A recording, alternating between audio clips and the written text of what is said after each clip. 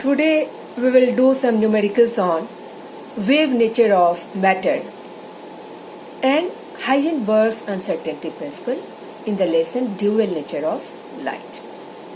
So the first question, plot a graph showing variations of de Broglie wavelength lambda versus 1 upon root under V, where V is accelerating potential for the two particles A and B carrying same charge. Let charge be E, charge is same, but of masses m1 and m2, where m1 is greater than m2. So you have to draw graph. Which one of the two represents a particle of smaller mass? This is the second question. So for potential, here you have potential. You can have one equation between potential and kinetic energy. Kinetic energy is equal to EV. Here V is potential. Equation 1. And there is one more equation for kinetic energy, basic equation in terms of velocity. Kinetic energy is equal to half mv square. Here this small v is velocity. You can convert the right hand side of this equation into momentum. So for that, multiply numerator and denominator by m, and therefore kinetic energy is equal to p square by 2m. Now equate 1 and 2.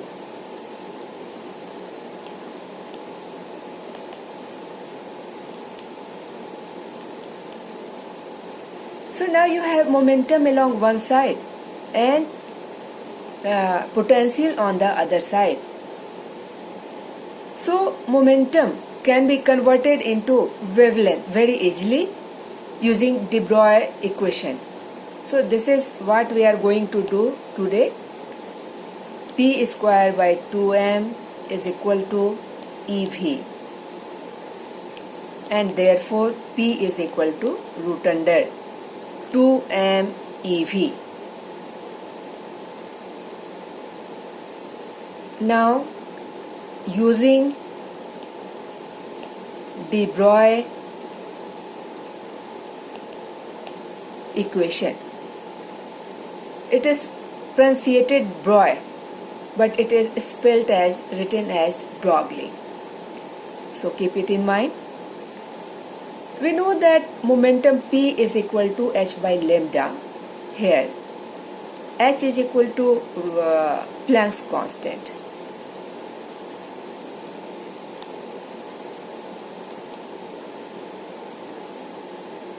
So therefore, instead of writing P, we will be writing h by lambda is equal to root under 2m EV, and therefore lambda is equal to h divided by root under 2m E into 1 by root under V, potential, and we have to draw graph between wavelength and 1 by root under potential.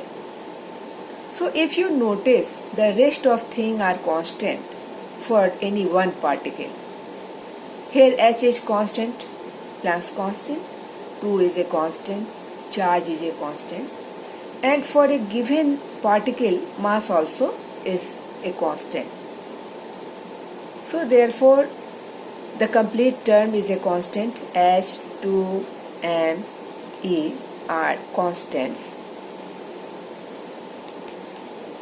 for a given particle. So now you can see that when every quantity is constant, then lambda is varying directly with 1 upon root under potential. As we have direct variation, so the nature of graph will be straight line.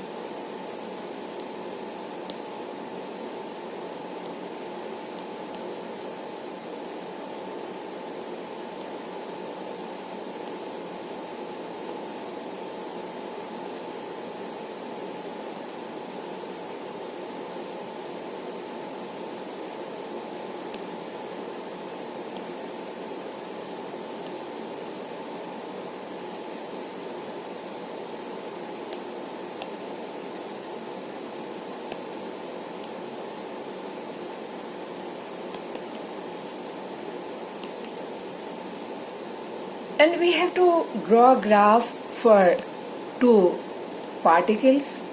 Now it will be straight line. This graph may be for particle A or maybe for particle B. So let us verify it using equation. Here in this equation you can see the two quantities are directly varying, and this mass comes into denominator. So if you keep this potential thing constant at any one point, then wavelength should vary inversely to root under mass, and rest of the thing is constant.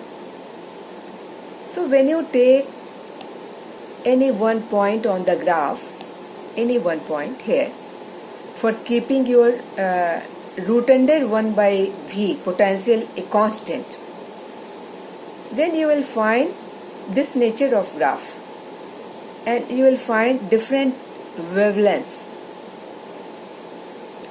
Wavelength is small when denominator is large, when mass is large. So you have larger mass at this very point. This should be M1 and this should be for M2.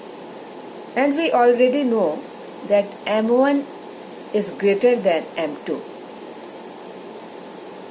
So this will be graph for metal particle A, and this would be graph for particle B.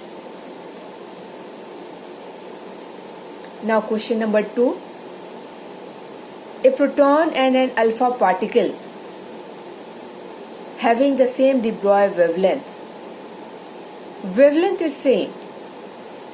Proton and alpha particle. Determine the ratio of their accelerating potentials and their speeds. So you have to find ratio.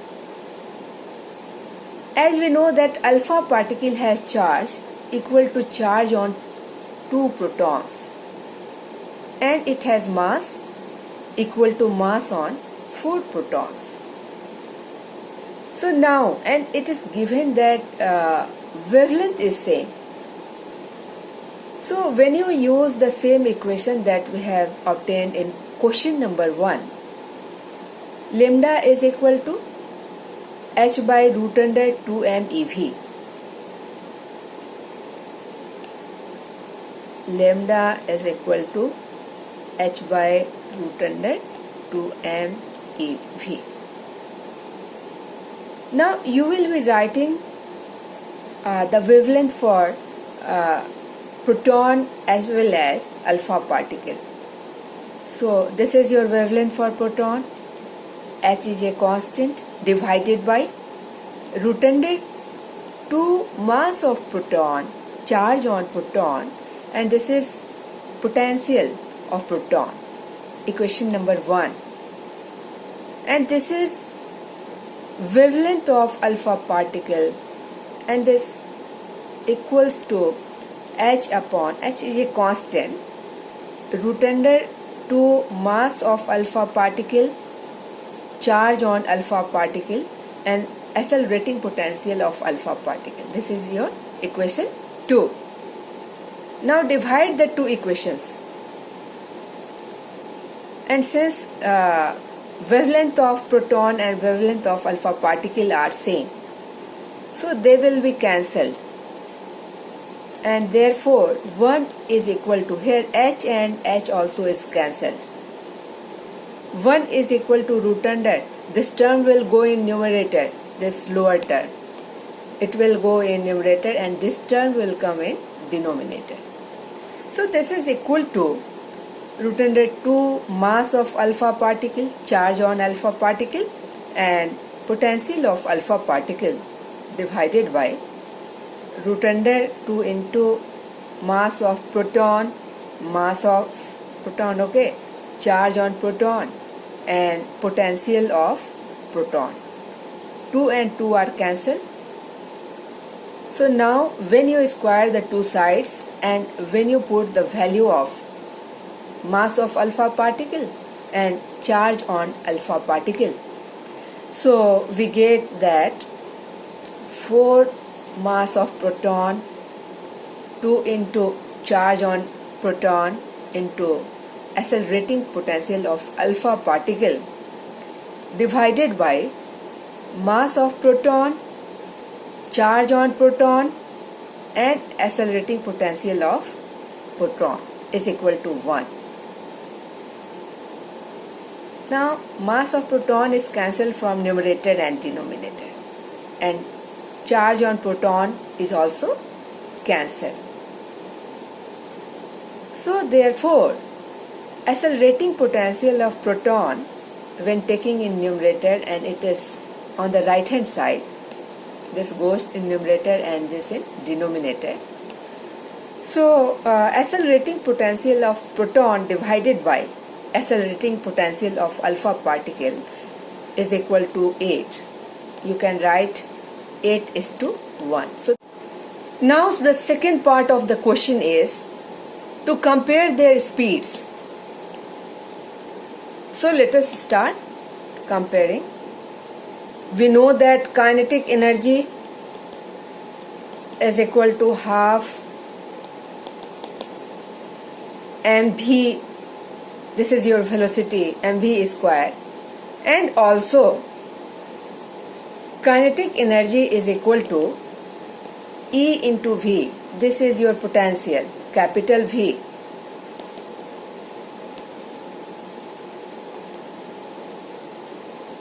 You have two kinetic energies. Now you can equate the kinetic energies for proton and for alpha particle. So I am doing here the same. Firstly I'll equate the two for proton. So this is your half mass of proton into velocity of proton square is equal to charge on proton into potential on proton. This is your one equation. Similarly, we can write the equation for alpha particle. This is your half mass of alpha particle, velocity of alpha particle square is equal to charge on alpha particle into potential on alpha particle. So when you divide the two equations and put the value of mass of alpha particle, charge of alpha particle in terms of mass and charge of proton. So you can simplify this now.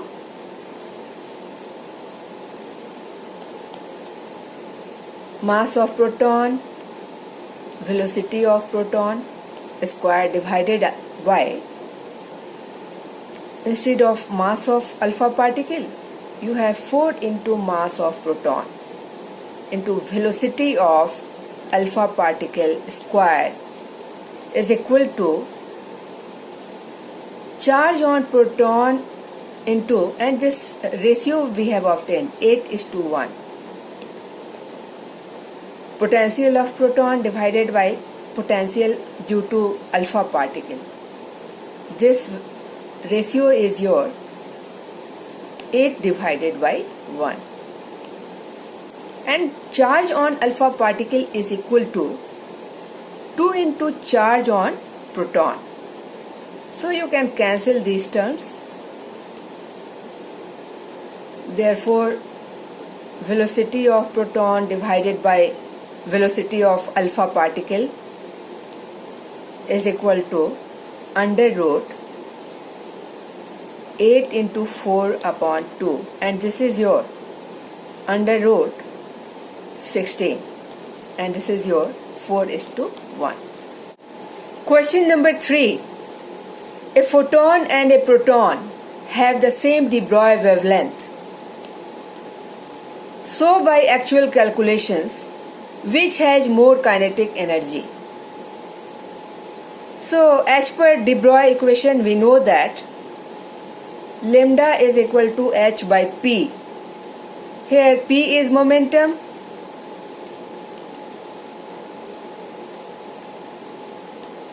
h is equal to Planck's constant,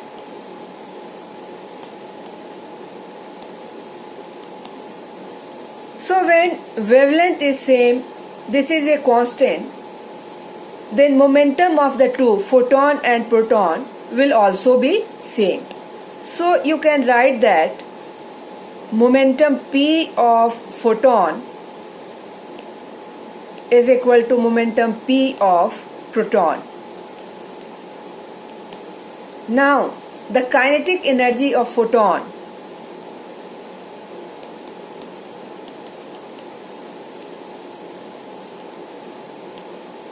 is equal to h nu, and this is equal to hc upon lambda, and kinetic energy of particle proton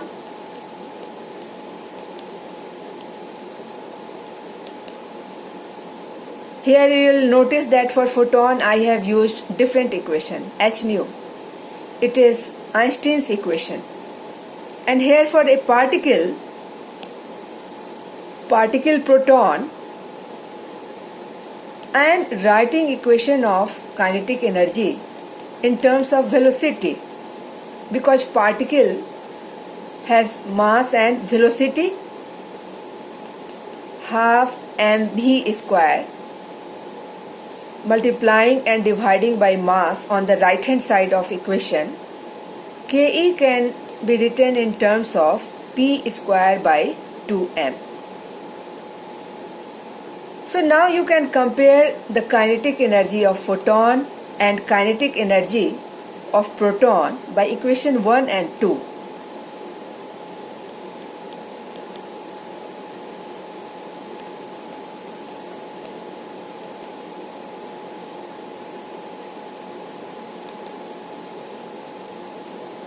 hc upon lambda, and this is your p square, and 2m goes in numerator. Now this implies that kinetic energy of photon divided by kinetic energy, okay, let me take this on the right hand side, it is equal to h 2m by lambda p square into c, and it is multiplied by kinetic energy of proton. Now you can see that in the right hand side of the equation you have a very large term, the velocity of light. So obviously kinetic energy of photon will be greater by this factor. It will be greater by this factor of C. C is a very large quantity. So obviously multiplying this kinetic energy of proton by C, the whole term will become large, and therefore kinetic energy of photon becomes large. So you can write that kinetic energy of photon is greater than kinetic energy of proton. Question 5. Calculate the ratio of accelerating potential required to accelerate a proton and an alpha particle to have the same de Broglie wavelength associated with them. Now the mass of alpha particle we know is equal to 4 times the mass of a proton, and charge of a alpha particle is equal to 2 times the charge of proton. So firstly we will be writing the equations of kinetic energy. Kinetic energy is equal to half mv square multiply and divide by the mass, and then you will have momentum square by 2m. This is one equation. And kinetic energy can also be written in terms of accelerating potential, EV. So when you equate the two,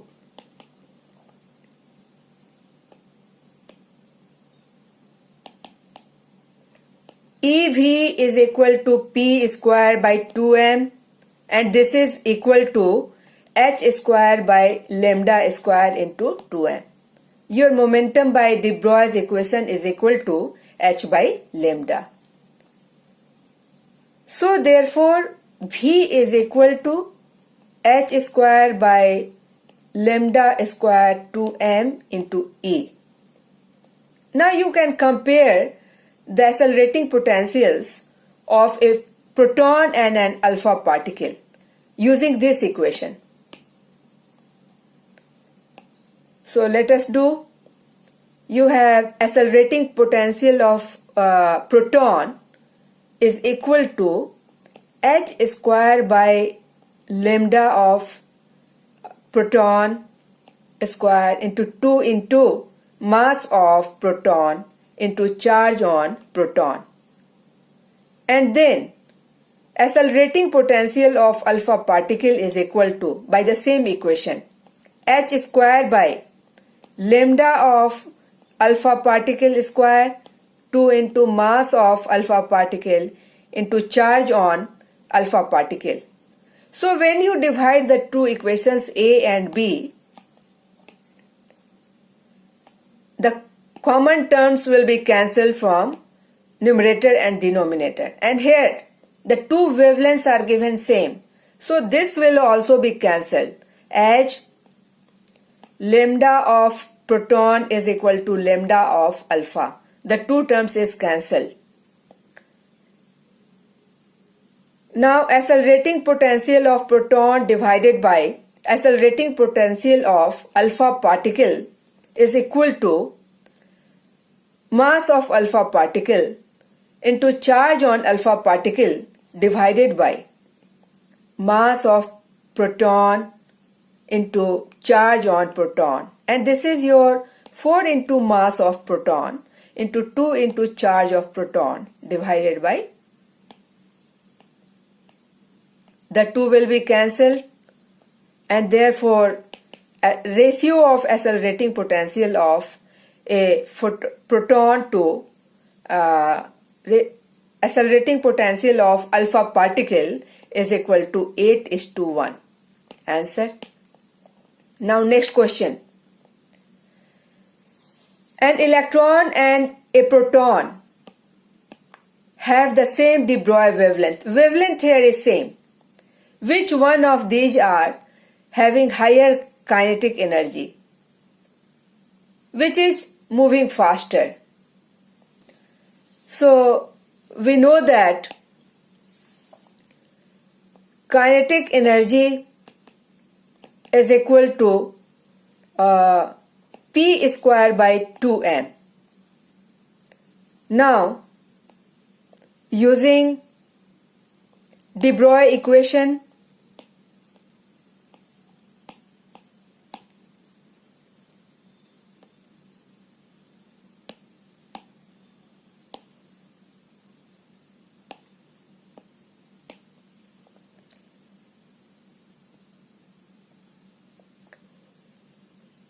we have lambda is equal to H upon P. So if they have the same wavelength, electron and proton are having same wavelength, so in this equation H is a constant, wavelength is same, so momentum of the two particles, electron and proton, will be same. So it implies that momentum of electron is equal to momentum of proton. And you have to find which one has higher kinetic energy. So in the in this equation, equation 1,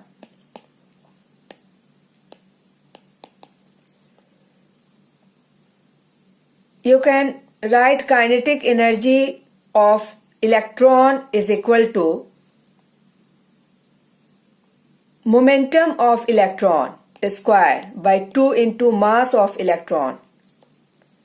And then when you write the kinetic energy of proton, and this will be momentum of proton square by 2 into mass of proton. And then on dividing the two equations, you can find the ratio of kinetic energy of electron and proton. So momenta are same, momenta is cancelled, 2 is cancelled from numerator and denominator. Therefore, kinetic energy of electron divided by kinetic energy of proton,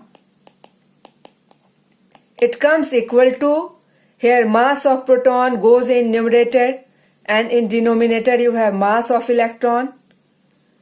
And as mass of proton is larger than mass of electron, so therefore kinetic energy of electron will be greater than, this is your greater than 1. Therefore kinetic energy of electron will be greater than kinetic energy of proton. And find the typical de Broglie wavelength associated with a helium atom in helium gas at room temperature 27 degrees C at 1 atmospheric pressure. Compare it with the mean separation between the two atoms under this condition. So you have two questions. First you have to find the wavelength of de Broglie wavelength associated with helium atom. And second, you have to compare this wavelength with that of spacing between any two atoms in helium gas. So we will be using kinetic theory of gases. You know that mean kinetic energy per molecule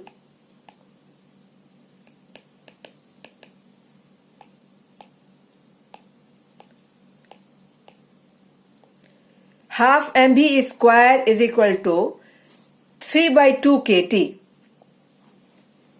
And this is equal to, here when you will multiply and divide with mass, this will be equal to P square by 2m.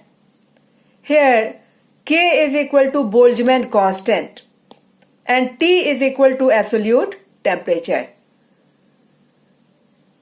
So now we also know that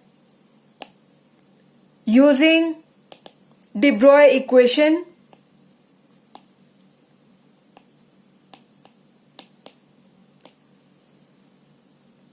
P is equal to h by lambda, where lambda is wavelength. So in this one equation, equation number 1, 3 by 2 kT is equal to h square by lambda square and divided by 2m. So you have to find typical de Broglie wavelength, and here we have wavelength. We can use this equation to find wavelength. So therefore wavelength associated is equal to 2 is cancelled from both the sides, h square by 3 kT into m.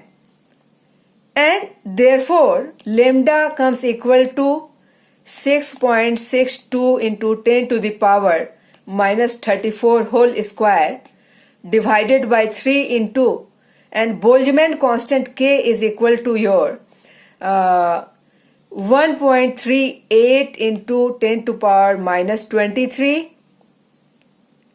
and absolute temperature T is equal to 273 plus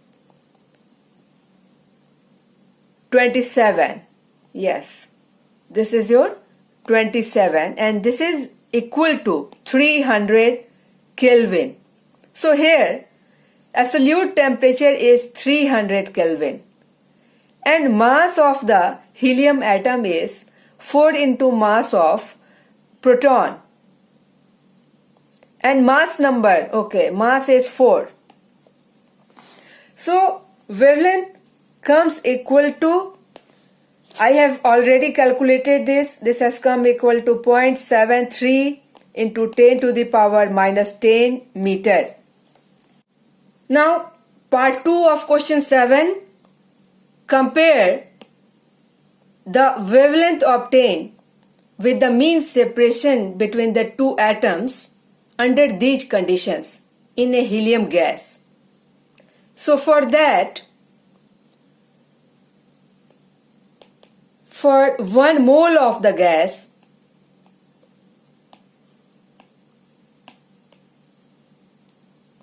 we know that PV is equal to RT. And this implies that PV, where V is volume, is equal to NKT. Here K is Boltzmann constant and N is Avogadro number. Here V is the volume of whole complete 1 mole.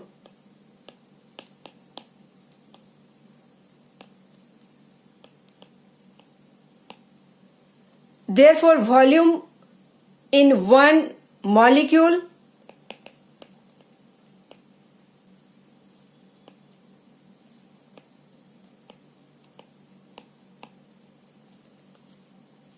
V by Avogadro number is equal to KT upon P.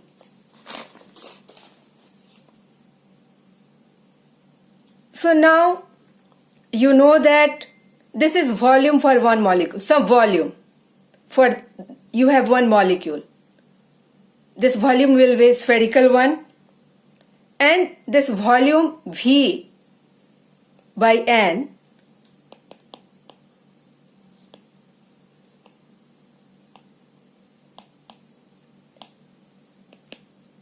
volume of a sphere will be 4 by 3 pi r cube.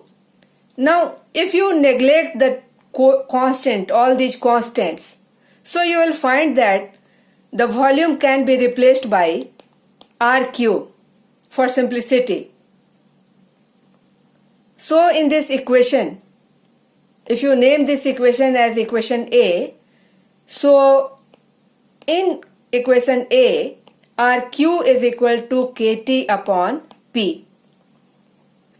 Here P is equal to, pressure is equal to 1 atmosphere given, which is equal to 1.013 into 10 to power 5 Pascal. This I have converted into SI unit. Absolute temperature can be written as 273 plus 27 given temperature in degree C, and this becomes equal to 300 Kelvin. So I obtained pressure in SI unit, temperature. Now I can find R, the average spacing between any two molecules. So R comes equal to KT by P whole power 1 upon 3. And this is equal to your Boltzmann constant is equal to 1.38 into 10 to the power minus 23 into absolute temperature 300 divided by pressure is 1.013 into 10 to the power 5. So this is the average spacing between any two atoms in helium gas, and after simplification this comes equal to 3.4 into 10 to power minus 9 meter. So this is how you can compare the wavelength obtained and the average spacing between two atoms in helium gas. So wavelength we had obtained 0.73 into 10 to the power minus 10 meter. So you can see that the average spacing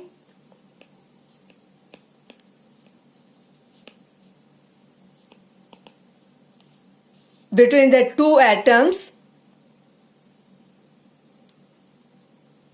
on dividing you can find, so this will be in numerator 10 to power plus 10 and then you can find average spacing r divided by lambda is nearly equal to 3.4 divided by 0.73 into 10 to the power 1. So you can find that average spacing is equal to nearly 4 by 7.3 into 10 lambda. So it is nearly 10 times the wavelength of the wave.